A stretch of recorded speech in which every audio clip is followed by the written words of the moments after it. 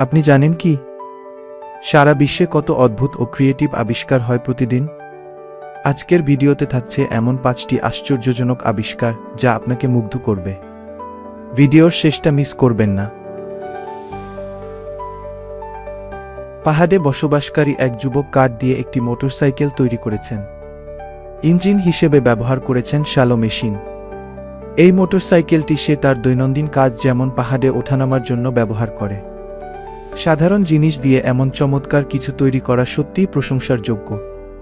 কল্পনা করুন, কাঠের মোটরসাইকেল নিয়ে পাহাড়ি পথে চলাচল কতটা মজার হতে পারে। আপনি কি কখনো ভেবেছেন প্লাস্টিকের বোতল থেকে কাপড় তৈরি করা সম্ভব? একজন উদ্ভাবক কোমল পানীয়র প্লাস্টিক বোতলগুলো প্রথমে চিকন করে কাটেন, এরপর ব্লেন্ডারে ব্লেন্ড করে পাউডার তৈরি করেন। এই পাউডার থেকে তৈরি হয় প্লাস্টিকের তুলা, যা পরবর্তীতে সুতায় পরিণত হয়। আর সেই সুতা থেকে তৈরি হয় সুন্দর টুপি।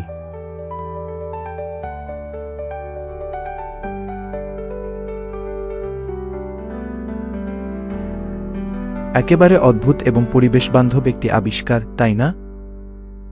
একজন লোক তার স্কুটির নিয়ন্ত্রণ হ্যান্ডেল পেছনের দিকে স্থাপন করেছেন। ফলে তিনি স্কুটিতে উল্টো বসে উল্টো পথে চালাচ্ছেন।